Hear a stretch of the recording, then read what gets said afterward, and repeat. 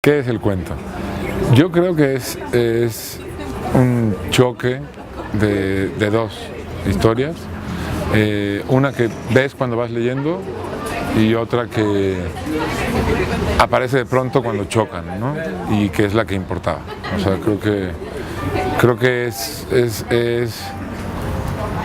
eso, como dos vectores que se cruzan, uno de los cuales has ido leyendo mientras vas leyendo el cuento y el otro aparece de golpe cuando se cruzan los vectores y era lo que realmente importaba y digamos que absorbe a lo que estabas viendo, ¿no?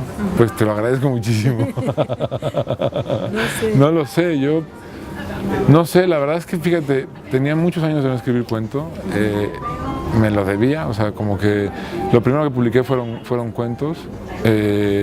Me metí con una novela, cuando estaba haciendo la novela siempre pensaba que acabando esa novela iba a volver al cuento y me metí en otra novela y siempre que estaba metido en esa segunda novela pensaba que cuando acabara iba a volver al cuento y acabé y me volví a meter en otra novela y así fue pasando, ¿no? Y lo que me pasa, la verdad, Mónica, es que me sigue dando mucho miedo sentarme a escribir, o sea, me sigue dando como muchas cosas de la escritura me siguen dando mucho temor y una que es la que más me da es como la de confundir géneros. Entonces, mientras estaba en las novelas y se me ocurría un cuento, algo decía, bueno, después, porque me daba miedo sentir que perdía el tono de la novela, que entonces luego volverme a meter me cuesta un trabajo enorme, entonces se me ocurrían y los iba dejando y yo pensé que se me había olvidado. Y cuando por fin me puse ahora, con una idea de una antología que tuviera tales cosas, que se formara de tal forma que empezaron a salir y a explotar así como si estuviera recogiéndolos. Y claro, muchos eran esas ideas que había, según yo, olvidado, al punto que en una libreta del 2009 me encontré el título de uno de los cuentos que según yo se me acaba de ocurrir. Y en un archivo del 2011 en la computadora el arranque también de uno de los cuentos que ni me acordaba de haber en algún oasis ahí haber dicho, bueno, a ver, vamos a ver, ¿no? Claro, diferentísimo, pero era el mismo cuento, ¿no? O sea, es decir, y fue una escritura frenética de los cuentos, ¿no? O sea, que eso es lo que es curioso, que se me habían ocurrido muchas, como al final cuando se te ocurre un cuento, ¿qué se te ocurre? Se te ocurre un pretexto, ¿no? O un nombre, o un pretexto, o una anécdota, ¿no? Y en su momento cuando se me ocurrieron las pensé de una manera seguramente. Y después ahora, al escribirlas, y te digo que lo puedo ver en ese comienzo que me encontré del 2011 y lo que después es ese cuento, o con uno de esos cuentos que sí estuvo presente desde que se me ocurrió hace mucho, que es que se llama Lo importante es que lo arreglen, que es de un padre que lleva a un niño en una mochila. Siempre que lo pensé era un cuento muy diferente a lo que resultó. Es decir, hay un trabajo... Le roban la mochila. Ajá. A diferencia de la novela que yo voy construyéndola mientras la voy escribiendo, que la historia se va dando mientras la voy escribiendo, que no la puedo concebir si no la voy escribiendo. Aquí se ve que lo pensé y lo repensé y lo repensé y lo repensé. Y claro, al final cuando lo escribes también queda otra cosa, pero descartaste un montón de cosas. Entonces las historias acaban siendo como muy... bastante absurdas porque no hay un origen para nada, ni un destino para nada tampoco, ¿no? Y ahí también tiene que ver con la idea que tengo de lo que está pasando con la violencia ahora, ¿no? Que además está en todo de una manera que ya ni siquiera somos capaces de descubrir, ¿no? Hay cosas de violencia que ya ni siquiera decimos que es violencia. Que la desconfianza en el otro es consecuencia de sentirte en peligro, de sentirte absolutamente violentado. Esta mujer no solamente es violencia verbal, sino que no puede conseguir que alguien le ofrezca un pan para que se sienta mejor. ¿Me explico? O sea, porque estamos todos en la cornisa, pues, o sea, y esa violencia llega de pronto, o sea, a nuestras vidas. O sea, la violencia con V mayúscula está ahí, pero las microviolencias estas nos llegan de golpe.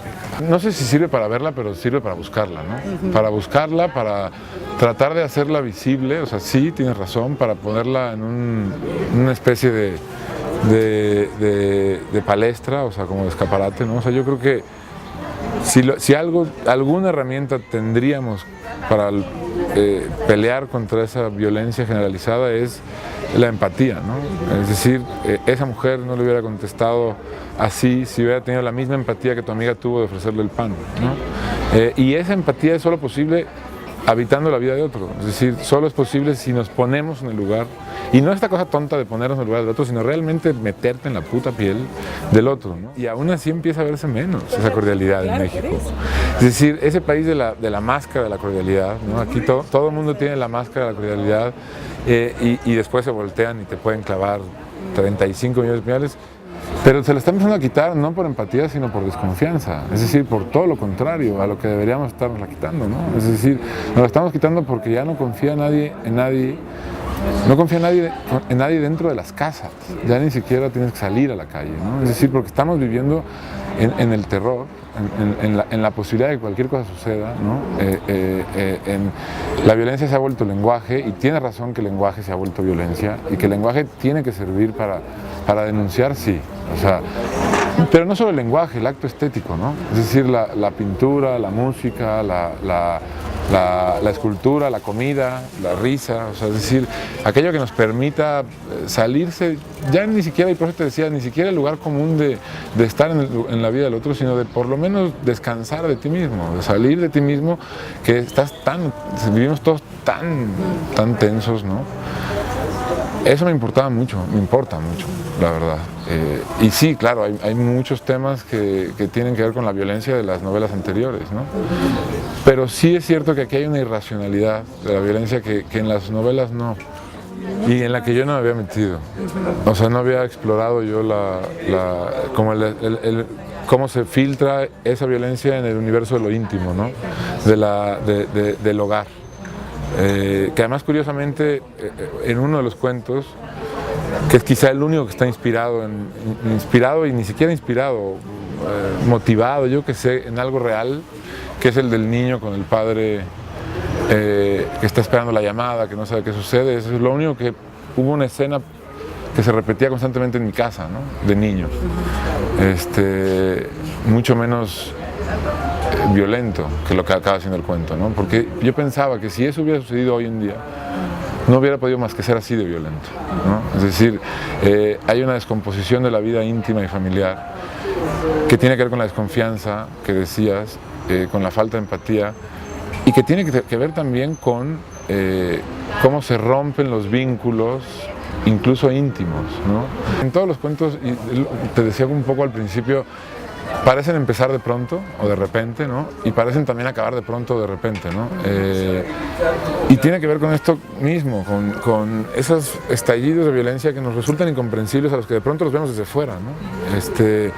Y que tienen que ver con un universo en el que nos tenemos que atrever a vincular. Es decir, la verdad es que tú y yo y cualquier persona sentada alrededor de nosotros aquí tiene más privilegios de los que ya deberían tener, de los que ya es tener privilegios, ¿no? Y la verdad es que nuestra vida, a nosotros que somos los que más critican la vida de Slim, por ejemplo, se parece mucho más en cuanto a privilegios que lo que se parece la vida del 90% de los mexicanos a la nuestra. Esa es una realidad. O sea, que Slim pueda tomar su avión privado para ir a cenar a París, se parece más a que nosotros podamos decidir dónde cenar, a no cenar, ¿no? O sea, es una realidad. Claro. Y en ese sentido, hay todo un México de esos estallidos que no somos capaces de ver y que sería muy pretencioso creer que los podemos entender. Entonces yo trato de que los cuentos no partan del entendimiento de esas situaciones, claro, y entonces arrancan donde pueden arrancar, claro, en la situación misma, ¿no? Y tratan de terminar en la situación misma también. Y sí, hay una búsqueda estilística, ¿no? O sea, hay una necesidad de contar de otra manera, ¿no? Y entonces volvemos a lo que me decías del lenguaje y a lo que creo que siempre te digo a ti, porque hemos hablado muchas veces de Juan José Saer, pero lo que Saer, aquella vez que destrozó a Vargas Llosa en la polémica que tuvieron, en la que le decía que el compromiso político del escritor, aunque pareciera con los temas, no era con los temas, era con el lenguaje, ¿no? Con escribir siempre y en cada texto con un lenguaje diferente al lenguaje del poder. Y buscar siempre una estrategia de lenguaje diferente a la estrategia del dominante, ¿no? Por supuesto. Lo que pasa es que, y yo como sabes, soy un admirador absoluto de los dos. Y si tuviera que elegir tres, sumaría a Gardea. A Gardea, Jesús Gardea, ¿no? Que además hay mucho de Sada en Gardea, ¿no? Y tuvieron una relación, además, cercana. Sada fue muy lector de Gardea, ¿no? Creo que la única diferencia es que en Sada y en Gardea lo que importa es la poética, ¿no? Mucho más que la política o que el compromiso político del lenguaje, ¿no? Hay un compromiso con inventar un lenguaje nuevo, no con renovarlo, ¿no? Claro. Y Saed es una obsesión con renovar, con una cosa mucho más política, ¿no? Pero sí, en Sada es como uno de los manantiales en los que yo acudo y reacudo y recontracudo, ¿no? Sí, es que yo creo que ahí a veces pensamos que la condición de la ficción de aspirar a la veracidad y no a la verdad está solo en la historia, ¿no? Y yo creo que eso le pasaba a Malcolm Lowry, que es un gigante, creo que eso le pasó a Bolaño, que es también un gigante, pero creo que Sada fue más allá, o sea, creo que Sada entendía o descubrió más bien, porque creo que es algo que nos heredó después, que eso está también en el lenguaje, es decir, que la veracidad no solo está en lo que cuentas, sino en que el lenguaje tienes también que inventarlo para contar, tiene que no ser verídico, sino veraz. Que además haya gente que te diga, bueno, es que Rulfo logró captar cómo hablaban todos los campesinos de México. No, ningún campesino de México habla así, ningún mexicano habla como un personaje de Sada, ninguno. Pero somos capaces de creer que existe un México donde hablan así. No solo donde suceden tales cosas, que es lo que hizo Lowry o lo que hizo Bolaño, sino que además se cuentan así y se hablan y se narran así, ¿no? Que eso sí, yo creo que desde Rulfo no había habido alguien como Sada que hiciera una renovación así del lenguaje. Gardea, yo insisto en que Gardea, hay cuentos de Gardea que lo logran, ¿no? O sea, que también hace, o sea, Los Viernes de Lautaro creo que es un cuento que consigue una cosa con el lenguaje, puta, ¿no? No tan a fondo, no tan radical, más bien, como Sada, y que después de Sada pues no ha vuelto a ver. Una radicalidad así con el lenguaje fue el último radical, ¿no? La diferencia entre Sada y yo es que Sada es un gran escritor y yo trato de escribir. Bueno, es que también yo creo que ahí tienes razón, pero creo que solo novelas de Sada, ¿no? Porque la verdad es que los cuentos de Sada era un escritor diferentísimo en el cuento y la novela. Los cuentos de Sada es muy difícil que no puedas, porque además en los cuentos, el humor de Sada en los cuentos de Sada es mucho más accesible, ¿no? Y en cambio el humor de las novelas, que es bestial, es mucho más, hay que realmente haber hecho un trabajo enorme para llegar al humor, ¿no? Y sí, hay novelas de Sada que son impenetrables. Hay mucha gente yo tengo amigos que son extraordinarios lectores, incluso amigos extraordinarios lectores y editores, que con Sada dicen, uff, qué trabajo, qué difícil, ¿no? O sea, que bueno, eso para mí es una virtud. Decir, puta madre, ¿cómo no entiendo esto, carajo? ¿No? O sea, tengo que entenderlo, o sea, y volver, sí, tal cual. Y ese esfuerzo es el que yo no sé si alguien hace hoy. No sé si cuánta gente lo hacemos, pues, ¿no? Bueno, tus cuentos no son fáciles. No, yo escribo pensando que ojalá haya gente que haga ese esfuerzo.